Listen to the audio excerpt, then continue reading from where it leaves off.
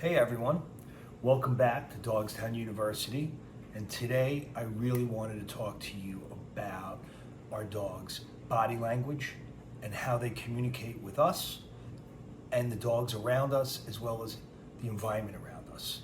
They're constantly sending out body language signals. It's a matter of, are we picking up on them, are we aware of them, and are we paying attention to them? There's areas where it's really important to really be in tune to this. We'll go a little further into it when we talk about any of us that are out there that like to go to dog parks with our dogs.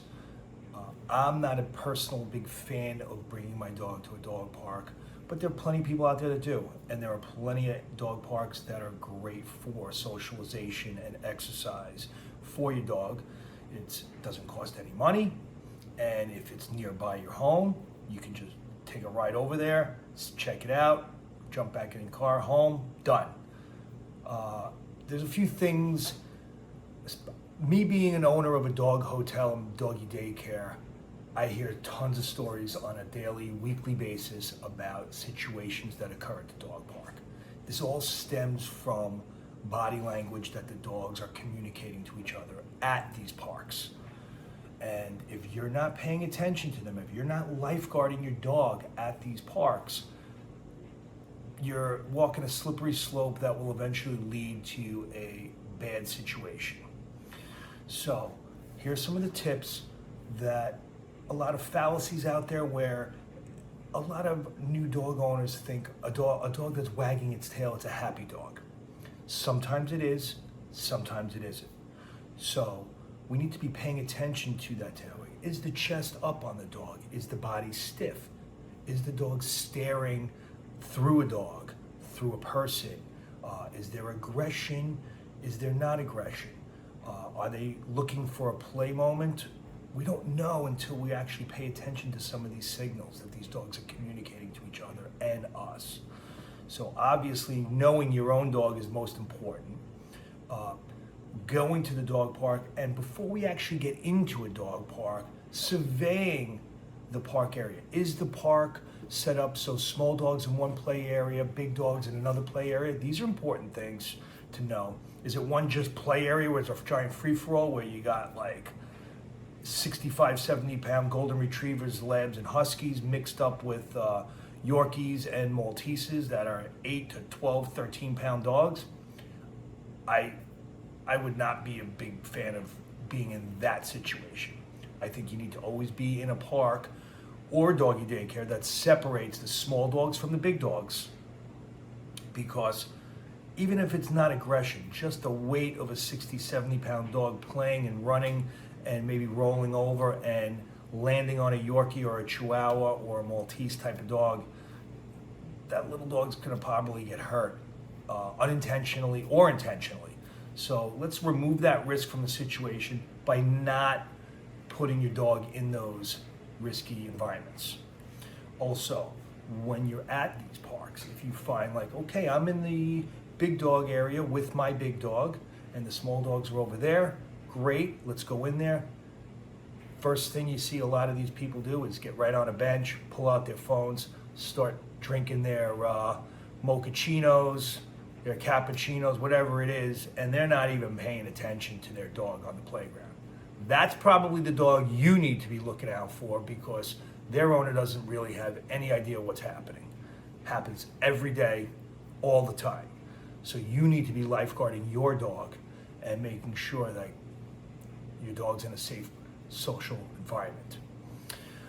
When we're out there on that playground too, are you looking for posturing dogs? Are dogs chesting up on other dogs? Are dogs putting their paws up on dogs' backs? Sometimes it's play, sometimes that's a sign of dominance.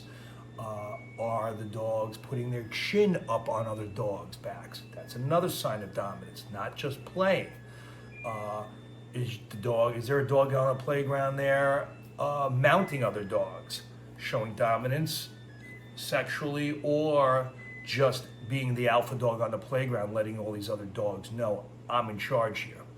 These are the things. If you start seeing this behavior, easiest thing to do, grab your dog back on a leash, circle out, you're out. Don't even risk it.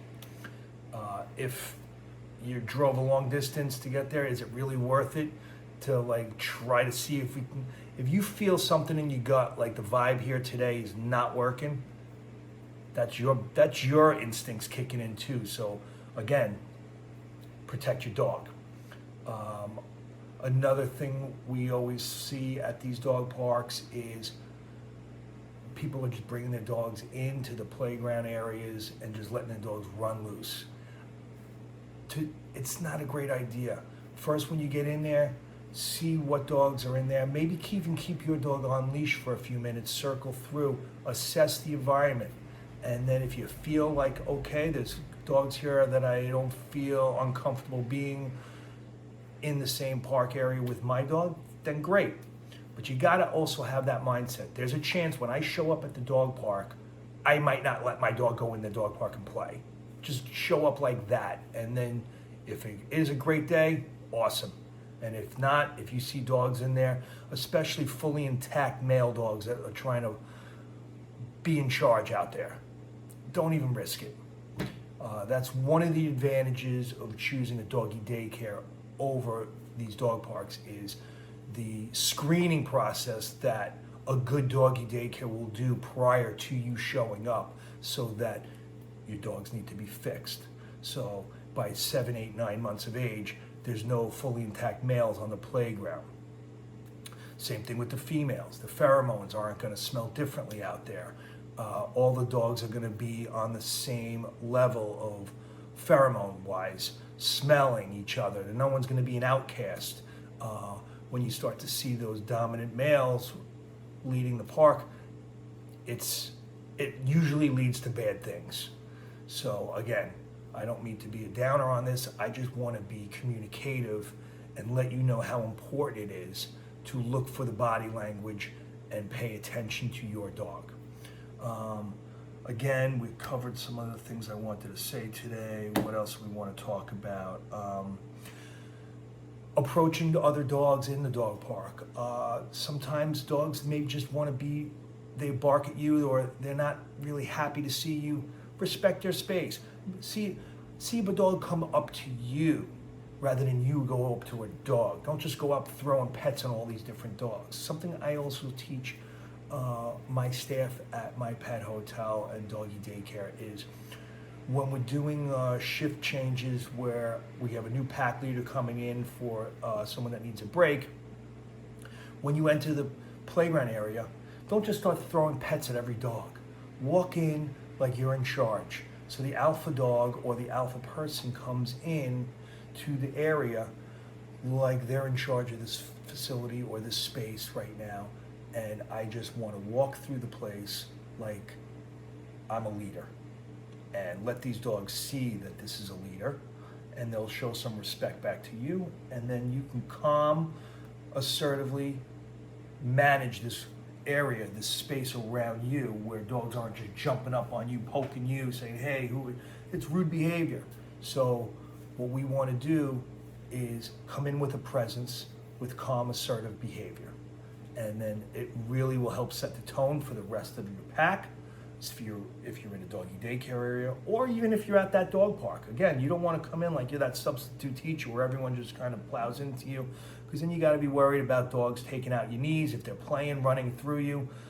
You want to create a energy like this circle around me is my space. Respect that and I will respect yours. It's a great body language thing to communicate to dogs as well as let them communicate to you. And then you'll find you don't have to do a lot of yelling. You don't have to do a lot of, hey, get over here. Hey, get off. You just can kind of radiate a assertive energy and it will set that tone for you. Okay? I hope you get something out of this. If you have any questions, please leave some comments below. I'll be happy to answer your questions. I've been doing the pet service business for over 20 years. I own a pet hotel and doggy daycare. It's called Dogstown University, where we teach your dogs how to play respectfully, safely, and in a great environment on a daily basis. So I look forward to seeing you in our next video, and and have a great rest of your day.